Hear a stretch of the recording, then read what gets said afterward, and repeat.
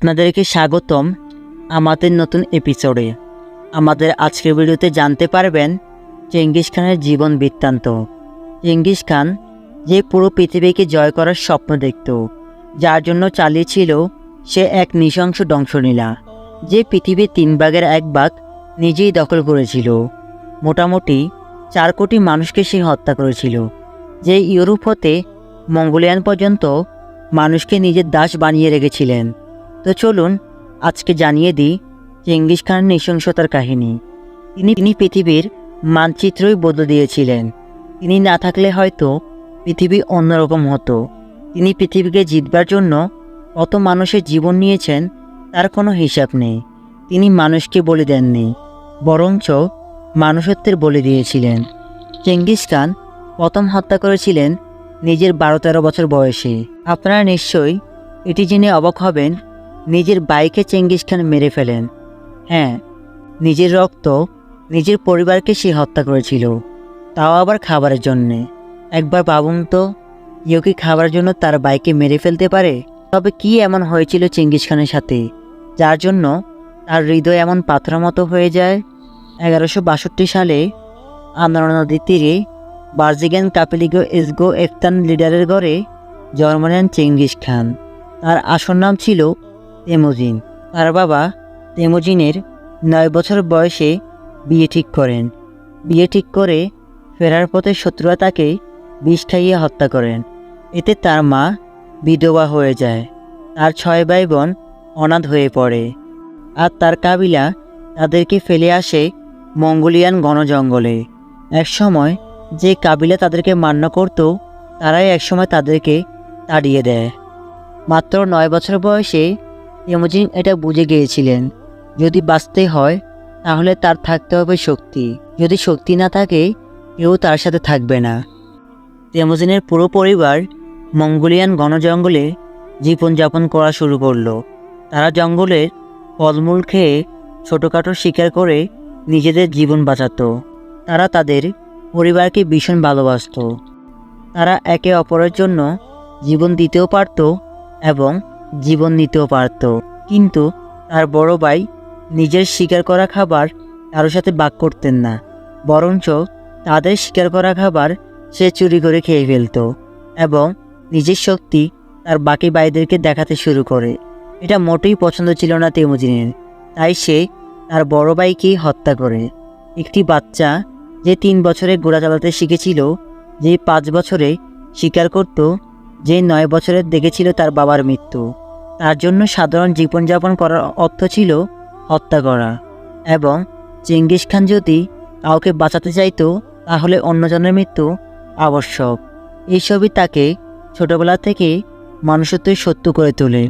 একবার Genghis Khan ত্রিমেট্রিক গোষ্ঠীর প্রত্যেক পুরুষ, মহিলা এবং বাচ্চাকে নির্মমভাবে মেরে ফেলে। তার কারণ কি ছিল? কারণ ছিল ত্রিমেট্রিক তার স্ত্রীকে তুলে নিয়ে যায়।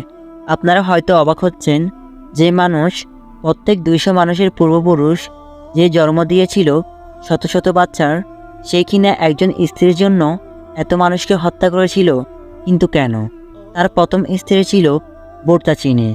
বোরতাচিনে ছিল তার বাবার ঠিক করা মেয়ে। তাই সে তার স্ত্রীকে শত্রুর কবল থেকে বাঁচাতে সাহায্য নেন তার ছোটবেলার বন্ধু জামুখার। তেমুজিন তার বন্ধুর সাথে ওই দিন রাতে ত্রিমেট্রিক গোষ্ঠীর প্রত্যেক মানুষকে মৃত্যুর ঘুম পাড়িয়ে দেয়। ত্রিমেট্রিকের প্রত্যেক পুরুষ, মহিলা এবং বাচ্চাকে নির্দয়ভাবে হত্যা করে তেমুজিন। এতেই নির্দয় শাসকের মধ্যে তার নাম সবার উপরে লিস্টে চলে আসে। তারপর তেমুজিন তার বন্ধু জামুকাকেও হত্যা করে। আর জামুকাকে হত্যা করার কারণ কী ছিল? জামুকা তার বন্ধুর স্ত্রীকে বাঁচাতে গিয়েছিলেন। জামুকার সৈন্যরা তেমুজিনের যুদ্ধ কৌশল দেখে তাকে লিডার ভাবতে শুরু করে। কিন্তু জামুকা বুঝতে পারে যে তেমুজিন বেঁচে থাকলে তার গৌরব কোনোদিনও ফিরে আসবে না।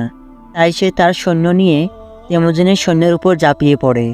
তেমুজিনের প্রত্যেক সৈন্যকে সে গরম তেলে চুবিয়ে মারে। আর এতে কোনোভাবে স্থির থাকতে পারেননি তেমুজিন। তাই ক্ষুব্ধ হয়ে সে তার প্রিয় বন্ধু জামুকাকেও হত্যা করে।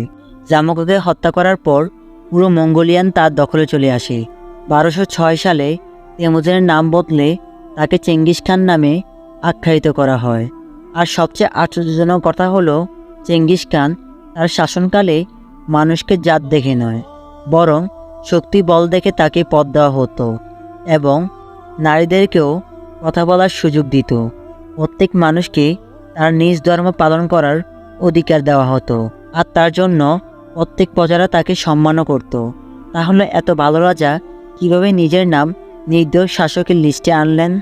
চেঙ্গিস খান মঙ্গোলিয়ান অধিকার করার পর তার চোখ পড়ে চায়নার দিকে, কারণ চায়নারা মঙ্গোলিয়ান মানুষকে অনেক অত্যাচার করে। আর তারই বদনানিতে চেঙ্গিস খান চায়নার অবস্থা খারাপ করে দেয়। 1210 সাল থেকে 1215 সাল পর্যন্ত জিয়ারাস এবং চীনের রাজ্য ছিল, আর সেই রাজ্যকে ধুলোয় মিশিয়ে দেয় চেঙ্গিস খান। তারপর সে টার্গেট বানায় ইউরোপ মহাদেশকে, কিন্তু বাধা হয়ে দাঁড়িয়েছিল খোয়ারিজম সাম্রাজ্য।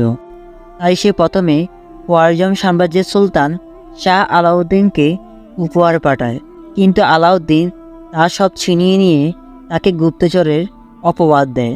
তারপরও চেঙ্গিস খান হার মানেননি। চেঙ্গিস খান নিজের কথা বোঝাতে তার প্রিয় 3টি দূতকে পাঠায়।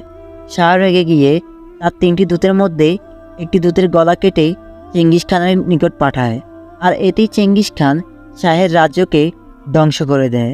প্রত্যেক মানুষকে সে নির্মমভাবে হত্যা করে এবং খোয়ারিজম সাম্রাজ্যকে একটি ধ্বংসস্তূপে পরিণত করে। শাহ আলাউদ্দিন পালিয়ে কোনো এক আইল্যান্ডে মৃত্যুবরণ করে, কিন্তু তাতেও চেঙ্গিস খানের রাগ কমেনি। চেঙ্গিস খান শাহের পুত্র জালালউদ্দিনকে মারতে চায়। জালালউদ্দিন বাঁচার জন্য দিল্লির সুলতান ইলতুৎমিশের সাহায্য চায়, কিন্তু সুলতান চেঙ্গিস খানের কথা শুনে জালালউদ্দিনকে কোনোভাবে সাহায্য করে না। অতঃপর সিন্ধু নদের কাছে জালালউদ্দিনের মৃত্যু হয়। চেঙ্গিস খানের এত কিছু করার কারণ ছিল সে পুরো পৃথিবীকে একটা বার্তা দিতে চায়, যেই চেঙ্গিস খানের সাথে শত্রু বানাতে চায় তাকে সে ধ্বংস করে দিবে। কিন্তু প্রশ্ন হলো, চেঙ্গিস খান কেন ভারতবর্ষে আক্রমণ করেননি? তা জানতে হলে আমাদের চ্যানেলটিকে অবশ্যই সাবস্ক্রাইব করবেন এবং আমাদের পরবর্তী ভিডিওর জন্য অপেক্ষা করবেন। তো বন্ধুরা, এই ছিল আমাদের আজকের ভিডিওটি ভালো লাগলে লাইক দিবেন এবং জানিয়ে দিবেন আপনার মূল্যবান মতামত। তো বন্ধুরা, আজকের মতো বিদায় নিচ্ছি। ভালো থাকবেন। ধন্যবাদ সবাইকে।